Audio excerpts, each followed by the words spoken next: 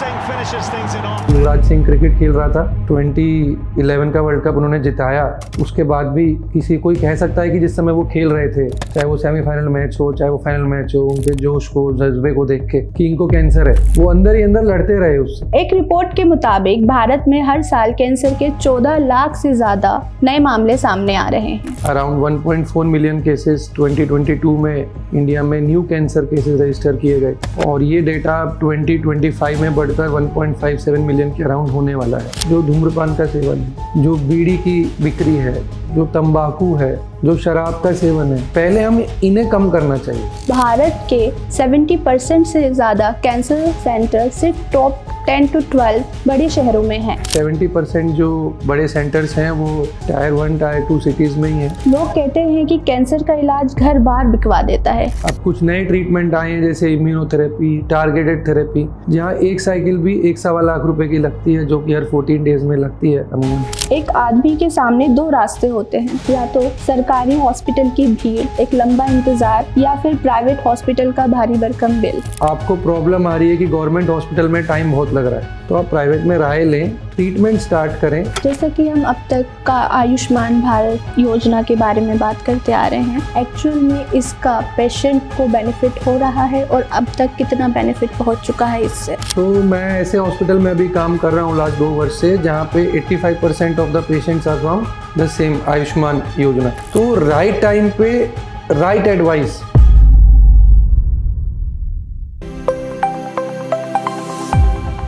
Hello everyone, मैं doctor Samreen, clinical consultant Felix hospital Noida.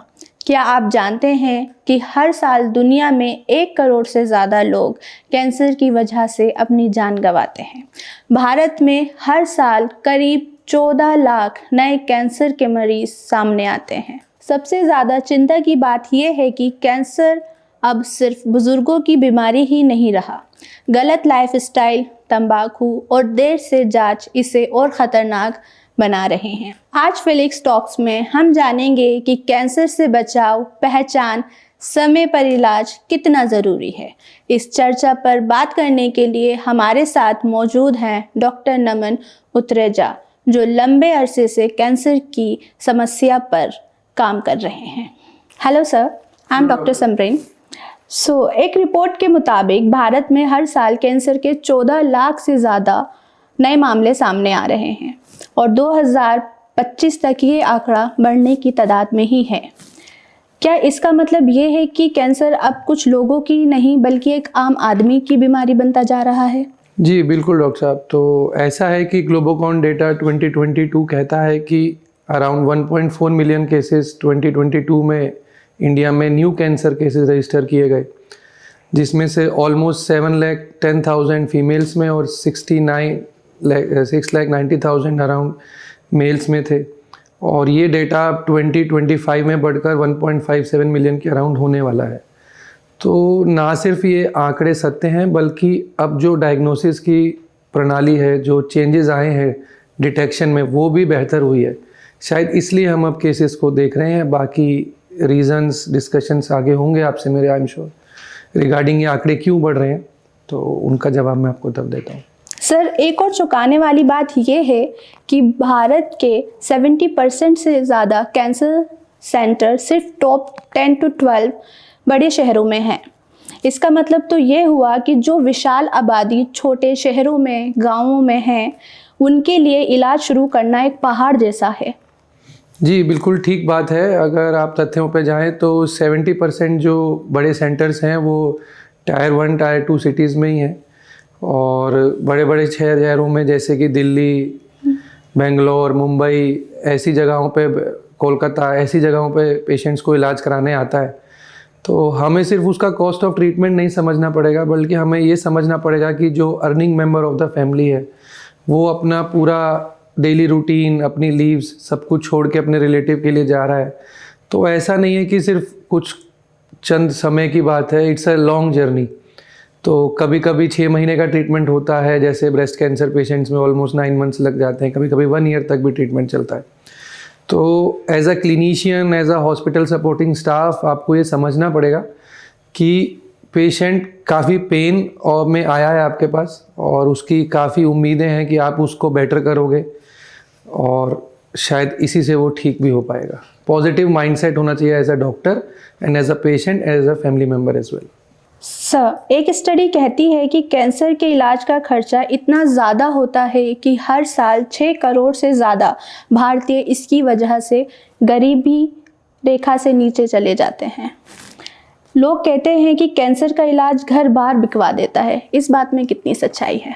जी, तो इसका स्टार्टिंग मैं आपसे क्वेश्चन का आंसर यहाँ से करूँगा कि early detection saves a lot of thing. यानी कि अगर हम कैंसर को शुरुआती अवस्था स्टेज में पकड़ लेते हैं तो ना सिर्फ समय कम लगता है, ना सिर्फ खर्चा कम लगता है, आने वाली लाइफ भी अच्छी होती है, कॉम्प्लिकेशंस कम होते हैं क्योंकि मिनिमल ट्रीटमेंट प्रोटोकॉल्स यूज़ होते हैं। अब बात हम पैकेजेस की करते हैं बड़े बड़े शहरों में, तो नो डाउट जो आपने स्टडी का डेटा उठाया है वो बहुत अच्छा है। बट आजकल गवर्नमेंट की कुछ स्कीम्स आई हैं, जैसे प्रधानमंत्री जन आरोग्य योजना, जिसको हम आयुष्मान भारत के नाम से जानते हैं। फिर उसके बाद ESI beneficiaries, then ex employees जिसको आप ECHS के नाम से जानते हैं।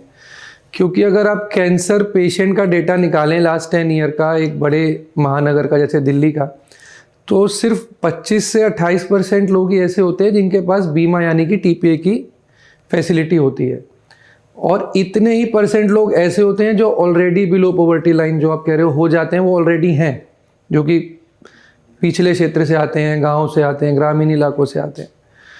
तो मैं मानता हूं कि अगर राइट टाइम पे राइट सलाह मिल जाए तो घर वगैरह बेचने की ज़रूरत मुझे नहीं लगता पड़ेगी। हालांकि अब कुछ नए ट्रीटमेंट आए हैं जैसे इम्यूनोथेरेपी, टारगेटेड थेरेपी, जहां एक साइकिल भी 1.25 लाख रुपए की लगती है, जो कि हर 14 डेज़ में लगती है अमूमन, और ऑलमोस्ट साल 2 साल ट्रीटमेंट चलता है। बट वो हर पेशेंट में इंडिकेटेड नहीं है। तो एज ए क्लिनिशियन मेरे को 2 बार सोचना पड़ता है OPD में बैठने के बाद कि इस पेशेंट को मैं जो ऑप्शन दे रहा हूँ क्या वो उसको अफोर्ड कर पाएगा।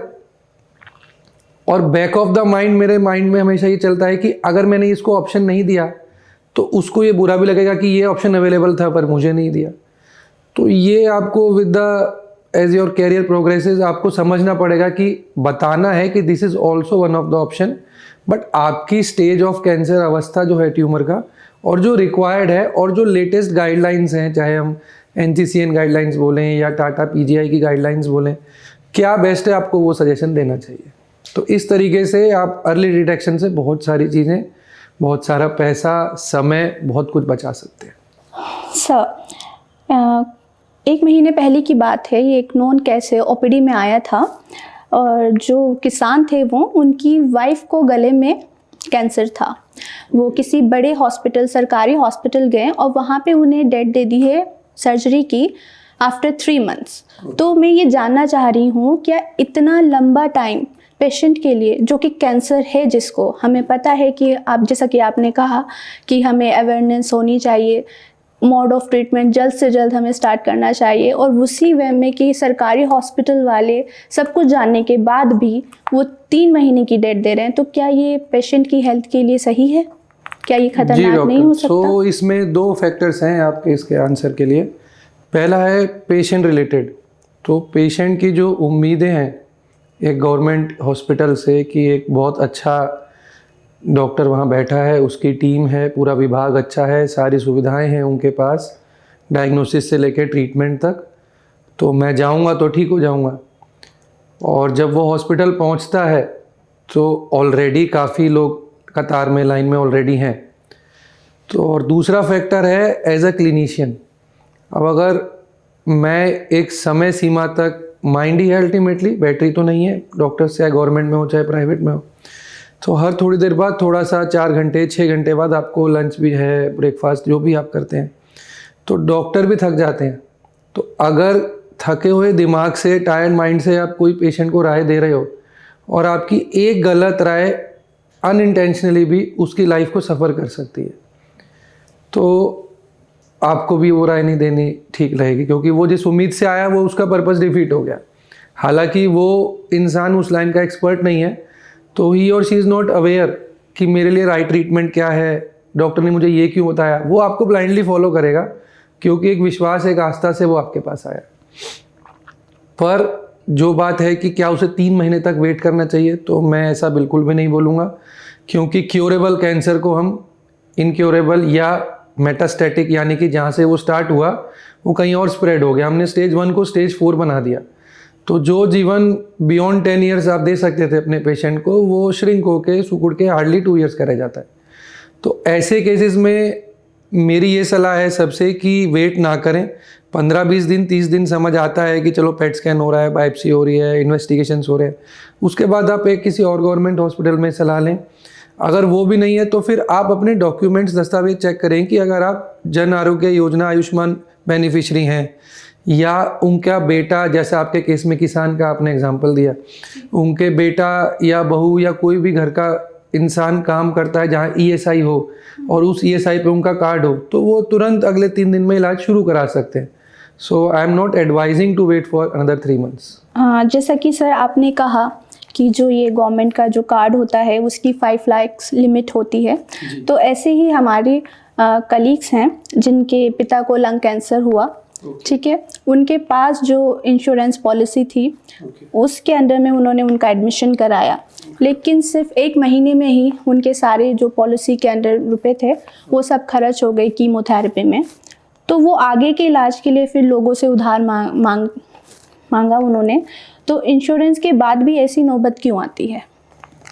तो ये डिपेंड करेगा मैम कि कौन सी स्टेज में कैंसर डिटेक्ट हुआ और डॉक्टर उस स्टेज में क्या ट्रीटमेंट एप्लीकेबल है, फिर वो ट्रीटमेंट पेशेंट कितनी झेलने की क्षमता रखता है। फॉर एग्जांपल, एक लंग कैंसर का पेशेंट है जिसकी उम्र 60 साल है और वज़न अराउंड 55 किलो है, और इसके कंपैरिजन में दूसरा पेशेंट है जिसकी उम्र 50 साल है और वज़न 70 किलो है।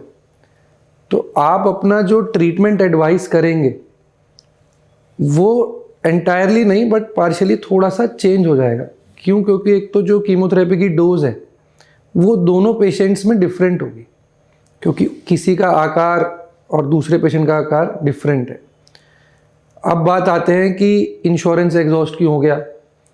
तो कभी कभी right treatment, right advice, positive mindset है तो 5 लाख में भी आयुष्मान आरोग्य योजना में सब कुछ हो जाता है, और कभी कभी 20 लाख का बीमा भी कम पड़ जाता है।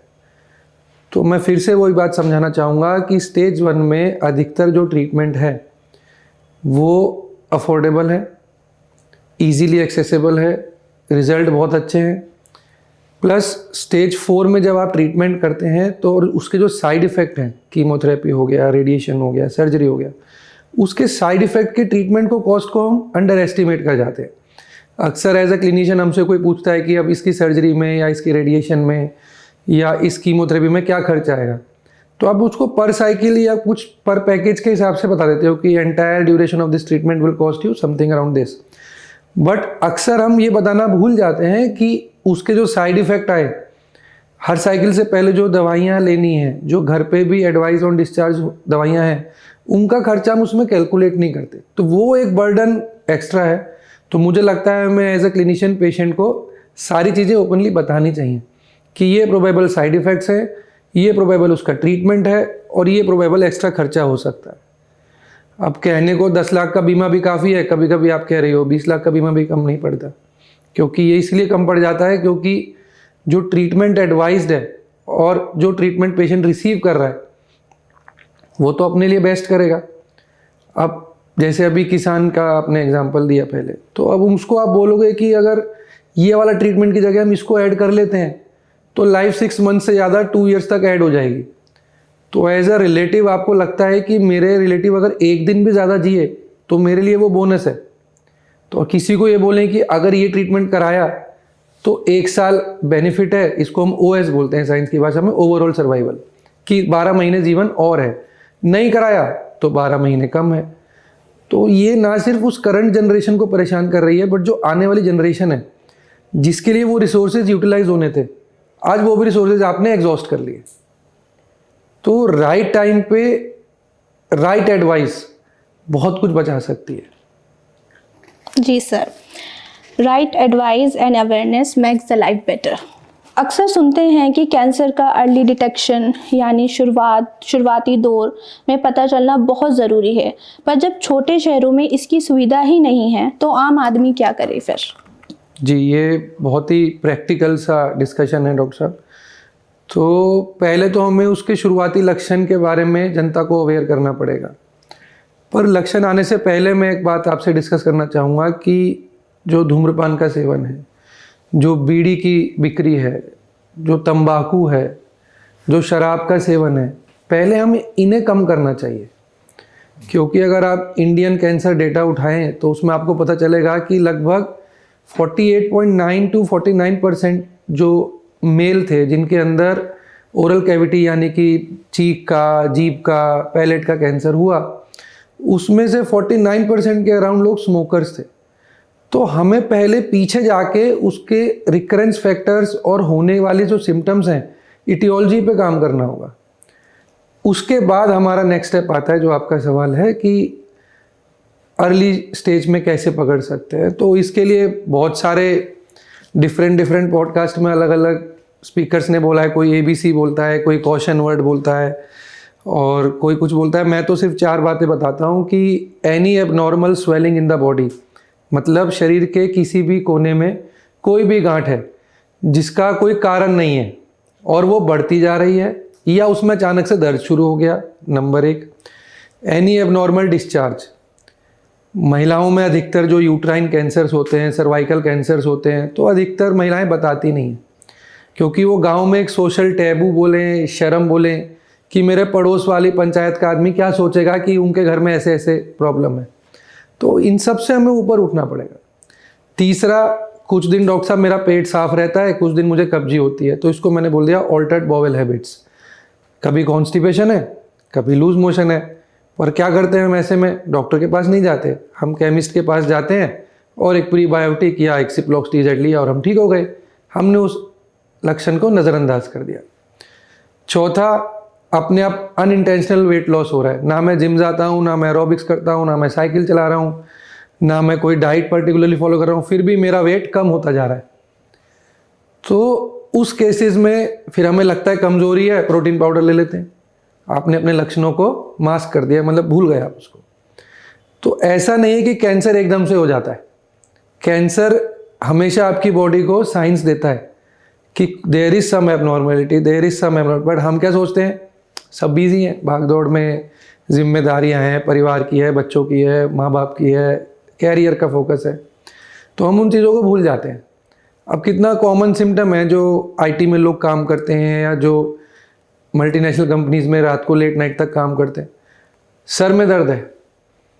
सर में दर्द क्यों है? शायद लगातार स्क्रीन टाइम बढ़ गया। फिर कुछ लोग क्या करते हैं कि चश्मे का नंबर चेक करा लेते हैं।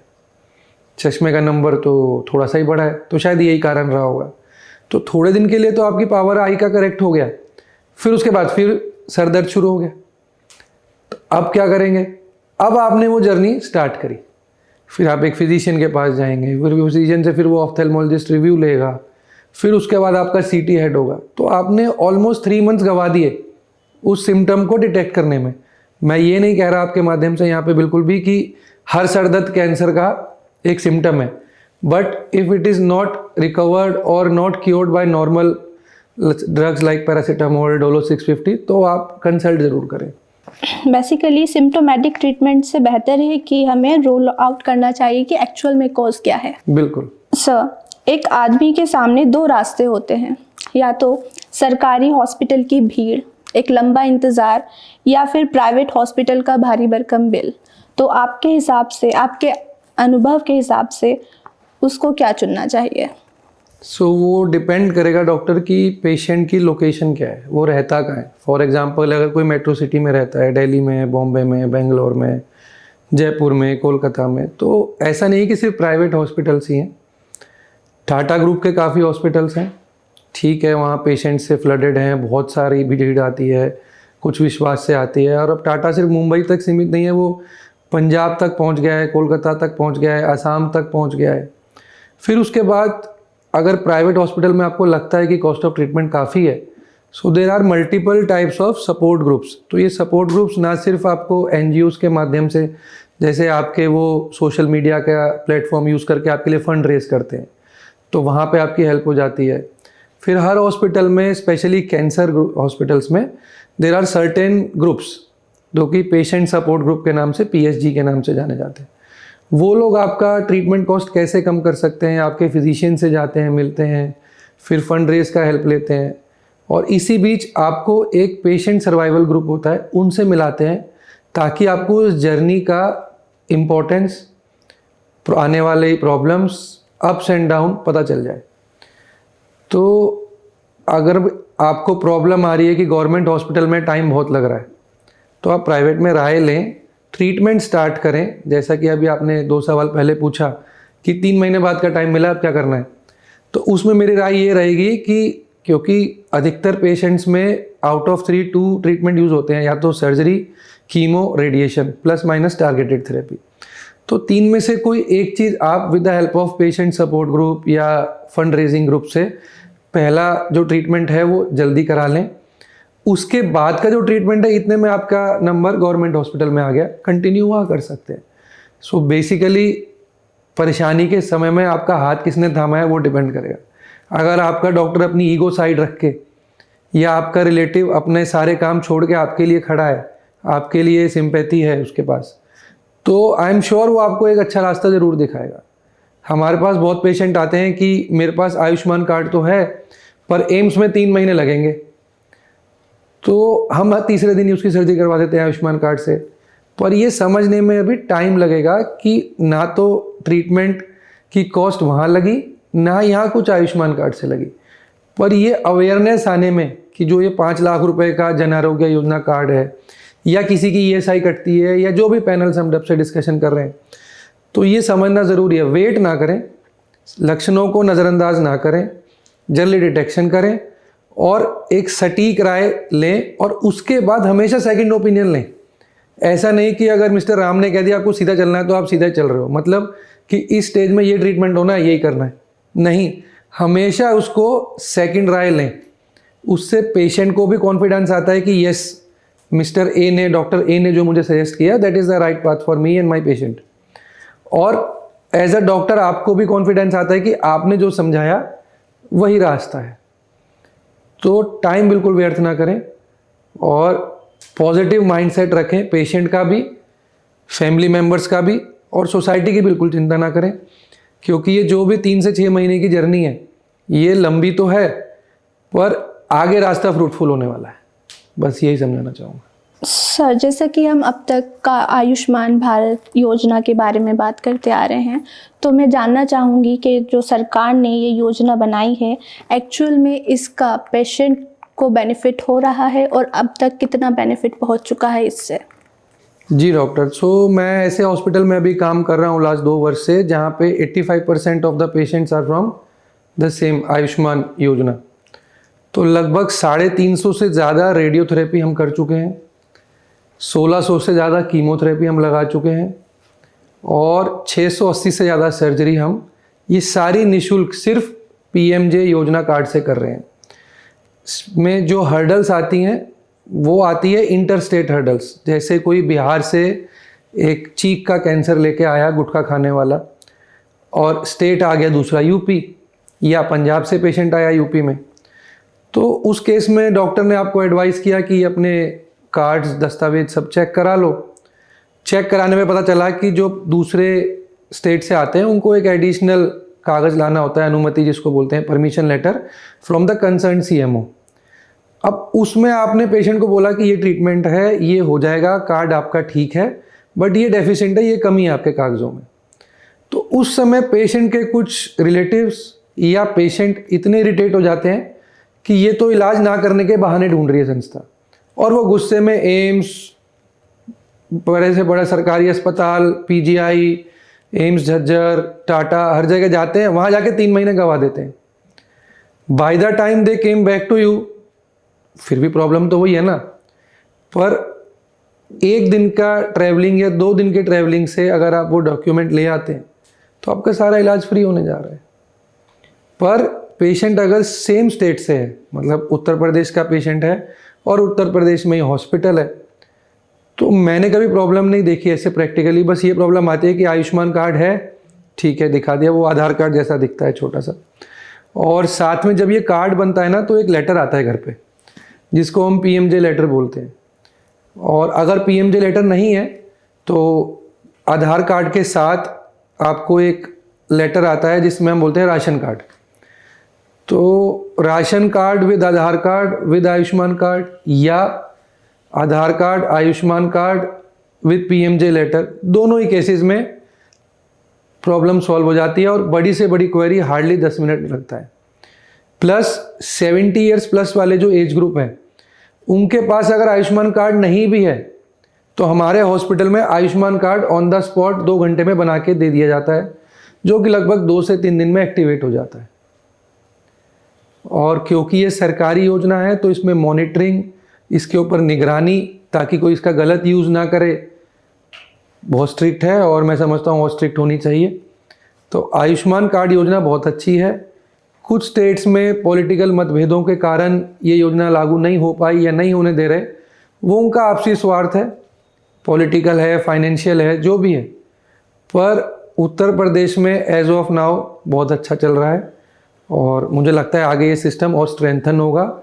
जो आदमी 3 महीने इंतज़ार करना था जिसको, वो 3 महीने में इलाज करके घर चला गया। ओके सर, एज्यूम करते हैं एक छोटे शहर जैसे रायपुर या रांची, एक 25 साल का लड़का है जी, उसको ब्लड कैंसर डायग्नोज होता है। ओके वो और उसका परिवार बहुत घबराए हुए हैं। Okay doctor. उन्हें कुछ नहीं पता, उसका सबसे पहला और सही कदम क्या होना चाहिए? तो सबसे पहले तो अगर किसी को पता चलता है कि मेरे रिलेटिव को या मुझे खुद को कैंसर हो गया है, तो उस दिन 2 रास्ते होते हैं हमारे पास एज अ पेशेंट और एज अ रिलेटिव, कि या तो मैं अपने आप को कोसूं कि मुझे क्यों, वाई मी, गॉड को मैं बोलूं कि मैंने किसका क्या बुरा किया, या मेरे पुराने जन्मों का ये फल भुगत रहा हूं, जो भी हुआ। तो या तो मैं उस दिन रो लूं और अगले दिन से पॉजिटिव उठूं कि अब बहुत हो गया रोना धोना, अब से मैं अपनी जर्नी पॉजिटिव माइंडसेट के साथ आगे बढ़ूंगा, या मैं उस पूरी जर्नी में रोता रहूं, रोंदू बन जाऊं। तो जैसे ही आपको फर्स्ट स्टेप पे पता चले कि हाँ आज ये कैंसर डायग्नोस हो गया, चाहे ब्लड कैंसर या सॉलिड ट्यूमर कैंसर या ब्रेन ट्यूमर कैंसर या बच्चों में पीडियाट्रिक कैंसर्स, तो सबसे पहले तो थोड़ा सा अपने आप को अवेयर रखें कि मेरे पास क्या क्या सुविधाएं हैं, कौन से कार्ड्स हैं, क्या इंश्योरेंस है मेरा कि नहीं, मेरा प्रधानमंत्री जन आरोग्य योजना कार्ड एक्टिवेट है कि नहीं, मैं कोई रिश्तेदार ESI में काम तो नहीं करता है। पर ये सब ना सोच के हम बहुत ही पैनिक हो जाते हैं, एंजाइटी में चले जाते हैं और हम तुरंत पड़ोस में रहने वाले या पंचायत में कोई बाबा जी के कहने के बाद एक ट्रेन पकड़ के एक पर्टिकुलर जगह पहुंच जाते हैं, क्योंकि वहाँ किसी ने इलाज कराया होता है। तो हमें एक विश्वास हो जाता है कि अगर वो ठीक हो सकता है तो हम क्यों नहीं हो सकते। तो मेरा ये मानना है कि पहले बीमारी का नाम समझें, थोड़े बहुत जो भी घर में पढ़ा लिखा इंसान है उससे डिस्कस करें, कुछ चीज़ें गूगल करें, 2-4 जगह हॉस्पिटल्स में जाएं, सारे रिपोर्ट्स लेके जाएं, पेशेंट को ज़रूर साथ लेके जाएं। क्योंकि अधिकतर केसेस में क्या होता है कि एज अ डॉक्टर आपने राय तो दे दी कि ये स्टेज, ये ट्रीटमेंट यहाँ से शुरू होगा, बट क्या उस राय को पेशेंट झेल पाएगा, टॉलरेट कर पाएगा कि नहीं, वो आपको बिना पेशेंट देखे कैसे पता चलेगा। So always take your patient OPD में जहाँ भी मिल रहे हैं, और 1, 2, 3 जितनी राय लेनी है, जितनी विंडो शॉपिंग करनी है, फर्स्ट 7 डेज में आप कर लो। उसके बाद आपको माइंड सेट करना है कि मेरा विश्वास यहाँ बन रहा है और इलाज शुरू करना है। अब जैसे ये ब्लड कैंसर का आपने मुझे बताया, तो आपको पता चल गया कि ये हीमेटोलॉजिस्ट का काम है, मतलब ब्लड स्पेशलिस्ट का काम है। तो आप ब्लड स्पेशलिस्ट के पास जाएं, 1 के पास जाएं, 2 के पास जाएं, जहाँ आपको ठीक लगे, जहाँ आप फाइनेंसेस अफोर्ड कर सको, ज़रूर स्टार्ट करें। पर ऐसा ना हो कि आज तो मैं 7 स्टार होटल में जाके कीमो लगवाने चला गया या मैंने बोन मैरो का टेस्ट करा लिया, 2 साइकिल के बाद मेरे फंड्स या मेरा इंश्योरेंस एग्जॉस्ट हो गया, अब मैं जाऊं गवर्नमेंट में, फिर नए तरीके से, नई प्रोटोकॉल से, नए इन्वेस्टिगेशन करके आपने वक्त को ज़ाया कर दिया, टाइम वेस्ट हो गया। तो हमेशा वहाँ से स्टार्ट करें जहाँ आप ख़त्म कर पाएँ। और मेरा ऐसा मानना है कि कोई भी ट्रीटमेंट है जिसके साइड इफ़ेक्ट हैं, चाहे सर्जरी के बाद का केयर है, हेड एंड नेक का, ट्रैकियोस्टमी का केयर है, फीडिंग ट्यूब का केयर है, या कीमोथेरेपी के बाद ब्लड काउंट्स कम हो गए, न्यूट्रोफिल्स कम हो गए, इम्यूनिटी पावर कम हो गई, हीमोग्लोबिन कम हो गया, या रेडिएशन के बाद म्यूकोसाइटिस, मुंह में छाले आ गए, जीभ का स्वाद चला गया। ये जो भी साइड इफ़ेक्ट हैं, ये कोशिश करें कि घर से मैक्सिमम आधे घंटे से लेके 1 घंटे के बीच में आपका वो इंस्टीट्यूट हो, ताकि देर सवेर रात बरात आपको कुछ भी दिक्कत है तो आप इमीडिएट वहाँ जा सकते हैं और आपकी फ़ाइल वहाँ फ्रीज्ड है, जो आपका यूनिक हॉस्पिटल आइडेंटिफिकेशन नंबर से बनता है। क्योंकि आप इलाज करा रहे आए हैं दिल्ली बिहार से, कीमोथेरेपी लेके आप वापस चले गए बिहार में, अब रात को आपको प्रॉब्लम हुई, नोजिया हुआ, वॉमिटिंग हुआ, तरह तरीके के साइड इफ़ेक्ट्स होते हैं। अब आप गए हॉस्पिटल में, भले से ही वो उस राज्य का, स्टेट का बहुत बड़ा हॉस्पिटल है, बट दिल स्टार्ट फ्रॉम द स्क्रैच कि अच्छा क्या हुआ था। अब आपके पेशेंट को वॉमिटिंग हो रही है, उसका बीपी लो हो रहा है, उधर डॉक्टर रात को हिस्ट्री मांग रहा है, अच्छा पहली बार बायोप्सी कब हुई थी, पेपर दिखाना कहाँ है। तो एक अलग सी एंजाइटी, इरिटेशन होकर गुस्से में या तो आप वहाँ बैठ जाते हो या फिर आप उठ के फिर से रात को चल पड़ते हो। तो हर चीज़ें आपके हाथ में नहीं है, ना ट्रांसपोर्ट आपके हाथ में है, ना डॉक्टर की अवेलेबिलिटी आपके हाथ में है, ना उस टाइम ड्यूरेशन पे अवेलेबिलिटी हाथ में। तो कोशिश करें कि या तो कुछ महीने के लिए घर अपना वहीं पे किराए पे या सस्ते फ्लैट में शिफ्ट कर जाएं, नहीं तो घर के नज़दीक लें कम से कम, जो भी ट्रीटमेंट आपको लेना है। तो सर ऐसी कौन सी ब्लड इन्वेस्टिगेशन है जिससे डिटेक्ट कर सकते हैं कि कैंसर है या नहीं है? जी डॉक्टर साहब, तो मैं आपके माध्यम से आपकी दर्शकों को बताना चाहूँगा कि आपको ब्लड टेस्ट शुरुआत करनी है CBC, LFT, KFT, lipid profile, thyroid से। इससे आपको एक बेसिक स्क्रीनिंग हो जाएगी। उसके बाद एज पर द क्लिनिशियन, यदि पेशेंट की एज 40 ईयर प्लस है और यूरिनरी सिम्टम्स आ रहे हैं तो सीरम प्रोस्टेटिक स्पेसिफिक एंटीजन होता है PS से, वो करा सकते हैं। इसकी वैल्यू अप टू 4 नॉर्मल होती है। फीमेल्स में आप CA-125 फॉर ओवेरियन कैंसर करा सकते हैं, CA-15.3 फॉर ब्रेस्ट कैंसर करा सकते हैं, बीटा HCG, LDH, अलग अलग टीरेटोमा, सेमिनोमा के नाम से कुछ ट्यूमर्स होते हैं फीमेल्स में, उनमें करा सकते हैं। और ये जो मैं शब्द बोल रहा हूँ CA-125, CA-72.4, CA-15.3, ये सिर्फ ट्यूमर मार्कर्स हैं, बट आपको ये एक दिशा दे देते हैं कि अगर किसी का CA-15.3 बढ़ा हुआ आ रहा है तो शी शुड अंडरगो मैमोग्राफी और अल्ट्रासाउंड। फॉर एग्जांपल किसी का CA-19.9 बढ़ा आ रहा है तो कुछ तो पैंक्रियास से रिलेटेड है, तो एक एज ए क्लिनिशियन आपको डाउट हो जाता है, तो आपकी जो इन्वेस्टिगेशन है ना वो नैरो डाउन हो जाती है। उससे आप टाइम और पैसा पेशेंट का दोनों बचा लेते हो। तो मैं ऐसा सोचता हूँ कि साल में एक बार भी हम ये सारे टेस्ट करा लें तो सबको मिला के भी मुझे नहीं लगता 8 या 10 हज़ार से ऊपर खर्चा आएगा, और इनकी रिपोर्ट्स भी विदिन 2 वर्किंग डेज आ जाती है। तो कोई भी मार्कर आपको लग रहा है एबनॉर्मल है तो आप जाइए ऑन्कोलॉजिस्ट के पास, डिस्कस करें। आप जितने भी दर्शक आपके देख रहे हैं इस वीडियो को, तो मैं उनको यही कहूँगा कि सिम्टम नहीं भी है तो भी ब्लड टेस्ट कराइए।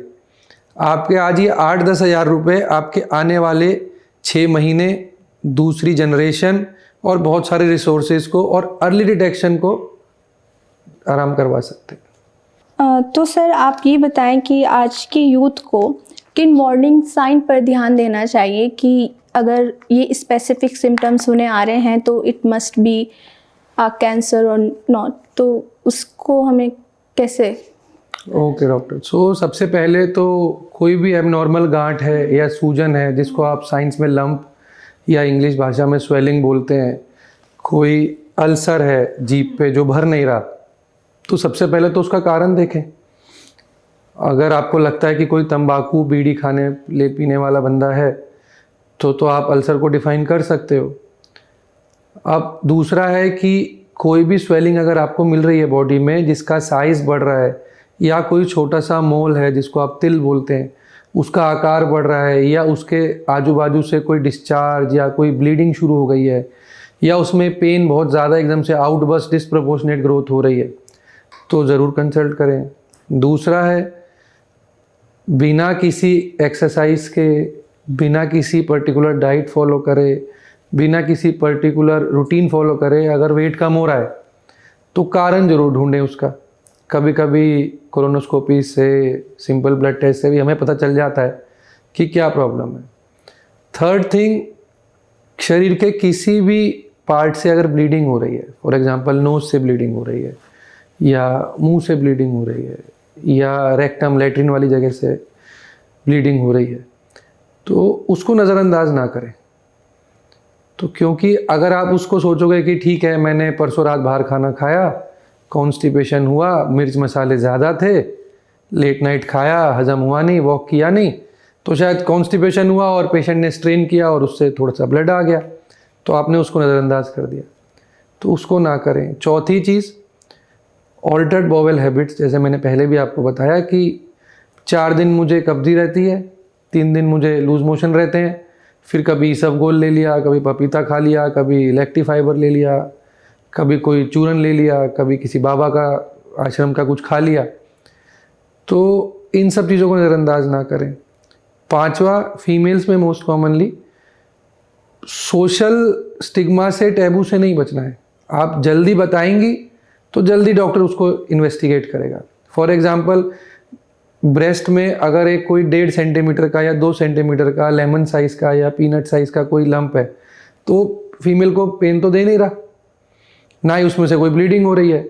वो पेन कब करेगा? जब उसका आकार, उसका साइज़ थोड़ा बढ़ जाएगा, 2 सेंटीमीटर, 2.5 सेंटीमीटर। तो आपने स्टेज 1 को ऑलरेडी स्टेज 2, स्टेज 3 पे ले आए, 5 सेंटीमीटर। कोई भी एबनॉर्मल ब्लीडिंग होती है, फॉर एग्जांपल मोस्ट कॉमनली जो आजकल फीमेल्स में ब्रेस्ट कैंसर के बाद कैंसर है वो यूट्राइन सर्वाइकल कैंसर है।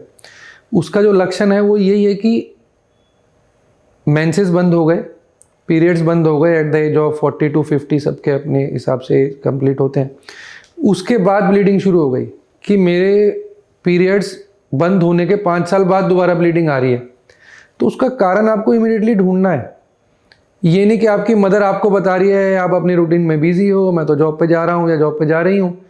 आपको इमीडिएट उसको अटेंशन देना है, अल्ट्रासाउंड कराना है, अच्छी गायनेकोलॉजिस्ट से मिलना है। हमेशा आप कैंसर वाले डॉक्टर के पास डायरेक्ट नहीं जा सकते, क्योंकि ये जो लक्षण है, किसी भी लक्षण के ऊपर ऐसा नहीं दर्शाया जा रहा कि ये कैंसर का लक्षण है या नहीं है। अब किसी को बलगम में खून आ रहा है तो वो लंग कैंसर में भी आ सकता है। टीबी के ट्रीटमेंट के बाद की कॉम्प्लिकेशन है, कोई बुल्ली रप्चर हो गया, उसमें भी आ सकता है। अब किसी को नाक से खून आ सकता है, वो बीपी बढ़ने की वजह से भी आ सकता है। वो आपके साइनस में कोई ट्यूमर है उसकी वजह से भी आ सकता है। पर आपको डॉक्टर के पास जाना है, मेडिकल अटेंशन लेनी है। तो टेक होम पॉइंट 4 ही हुए, ब्लड लॉस है, वेट लॉस है, कोई अल्सर है, कोई स्वेलिंग है, कोई मोल का साइज बढ़ रहा है, या ऑल्टर्ड बॉवेल हैबिट्स हैं। ये मोस्ट कॉमन लक्षण बोल दीजिए, अर्ली वार्निंग साइंस बोल दीजिए, सिम्टम्स बोल दीजिए। ओके सर, सो इतने सारे क्वेश्चन और इतना सब कुछ डिस्कशन करने के बाद जो पेशेंट अभी भी कैंसर से सफ़र कर रहे हैं, तो उनके लिए एक लास्ट मैसेज क्या होगा आपकी तरफ से कि उन्हें क्या करना चाहिए? अगर किसी पेशेंट को कैंसर है तो आप सेकंड ओपिनियन ले सकते हो, ये आपका राइट है, शर्माएं नहीं, इसके लिए ज़रूर लें। आपका ट्रीटमेंट ठीक चल रहा है, नहीं चल रहा, परिवार का और पेशेंट का दोनों का माइंडसेट पॉजिटिव होना बहुत ज़रूरी है, क्योंकि बिना पॉजिटिव माइंडसेट के साथ आप इस जर्नी पे चलेंगे तो अच्छा नहीं होगा। यदि आपका दृढ़ निश्चय बहुत स्ट्रॉन्ग है, फाउंडेशन बहुत स्ट्रॉन्ग है कि मुझे इससे लड़ना है और मैं इससे जीत के ही बाहर निकलूँगा, तो बहुत कठिनाइयाँ, हीमोग्लोबिन भी कम होगा, TLC भी कम होगा, आए दिन इन्फेक्शन भी होंगे, साइकोलॉजिकल ट्रॉमा भी होगा कि हेयर फॉल हो रहा है, मुझे अब विग की ज़रूरत पड़ गई, चलने में तकलीफ़ होगी, सांस फूलेगी, प्रोटीन लो होगा, मसल मास कम हो जाएगा, शरीर एकदम 55 किलो से 25 किलो पे आ जाएगा। पर यदि आपका माइंडसेट पॉजिटिव है और आपने सोच लिया कि मैं तो इसको हरा के ही मानूंगा। अब आप बड़े बड़े स्टार्स को देखिए, युवराज सिंह क्रिकेट खेल रहा था, 2011 का वर्ल्ड कप उन्होंने जिताया, उसके बाद भी किसी कोई कह सकता है कि जिस समय वो खेल रहे थे, चाहे वो सेमीफाइनल मैच हो, चाहे वो फाइनल मैच हो, उनके जोश को, जज्बे को देख के कि इनको कैंसर है, वो अंदर ही अंदर लड़ते रहे उससे। तो बड़ी बड़ी एक्ट्रेसेस हैं, आप सोनाली बेंद्रे जी को देख लीजिए, मनीषा कोइराला जी को देख लीजिए, दोनों को ब्रेस्ट कैंसर हुआ, बड़ा बड़ा ट्रीटमेंट भी लिया, साइड इफ़ेक्ट्स भी आए, बट दे वर पॉजिटिव कि मुझे इससे निकलना है। तो to summarise, mindset is the first thing. Second thing, exact treatment कहाँ पे आपका स्टार्ट हो रहा है, कब ठीक स्टार्ट हो रहा है, और वो एडवाइस कितनी सटीक है आपके लिए। सटीक का मतलब यह है कि क्या रिक्वायर्ड है और क्या पेशेंट अफोर्ड कर सकता है। अक्सर हम सिर्फ क्या रिक्वायर्ड है बोल के चुप कर जाते हैं। अब वो इस चुप्पी के पीछे जाके अपनी जो भी उसके पास पूंजी है, किसी के पास प्रॉपर्टी है, किसी के पास सोना है, किसी के पास गाय भैंस भेड़ बकरी है, हर वर्ग के आदमी के अलग अलग अफोर्डेबिलिटी, वो उसको बेचने में जुट जाता है कि मैं अपने परिवार के सदस्य को किसी तरह बचा लूँ, क्योंकि ये भी एक ऑप्शन है और ये ही शायद बेस्ट ऑप्शन है। तो एज अ क्लिनिशियन आपको हमेशा असेस करना चाहिए व्हाट इज़ एक्चुअली रिक्वायर्ड। अब अगर किसी के जीवन के आपको 2-2.5 महीने बढ़ा के उसके 50 लाख या आने वाली जनरेशन को ख़राब कर रहे हो, तो आपको 2 बार सोचना चाहिए वो ऑप्शन देने से पहले। थर्ड थिंग, पॉजिटिव माइंडसेट हो गया, सटीक राय हो गई, सेंटर ऑफ ट्रीटमेंट। अक्सर गलती क्या होती है एज अ डॉक्टर या एज अ पेशेंट या रिलेटिव, कि हम एक बड़े ब्रांड को पढ़ के जाते हैं कि ये फलाना बड़ा हॉस्पिटल है दिल्ली के पॉश इलाके में, तो यहाँ अच्छा इलाज होगा। कभी भी ऐसा ना करें, हमेशा डॉक्टर की प्रोफाइल चेक करें, क्योंकि आपका जो ट्रीटमेंट है, आपकी जो क्वेरी के आंसर्स हैं, आपके जो कॉम्प्लिकेशंस हैं, वो हॉस्पिटल ब्रांड नहीं चेंज करेगा। उसको ठीक करने में, आपको रात को फ़ोन उठाने में आपकी हेल्प आपका डॉक्टर ही करेगा। तो अधिकतर आप देखते होंगे कि एक डॉक्टर एक हॉस्पिटल से दूसरे हॉस्पिटल मूव हुआ तो एक बड़ा चंक ऑफ पेशेंट मूव होता है। तो वो क्यों मूव होता है? अगर वो ब्रांड है तो पेशेंट शुड नॉट मूव। वो इसलिए मूव होता है क्योंकि उन्होंने डॉक्टर पे रिलाई किया। तो positive mindset, accurate time, better advice, doctor wisely choose करें, सेकंड ओपिनियन लें और अर्ली साइंस एंड सिम्टम्स को बिल्कुल भी नज़रअंदाज ना करें। हो सकता है आपका एक छोटा सा पहचाना हुआ सिम्टम आने वाली जनरेशन के रिसोर्सेज, आपकी लाइफ, सब कुछ बदल सकता है। Thank you, doctor, for your time and valuable information that you share with us. Thank you so much. Okay doctor, thank you.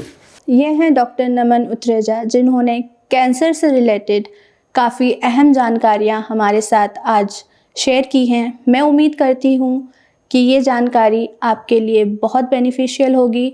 मिलते हैं फिलिक्स टॉक्स में एक नए टॉपिक के साथ। Thank you so much.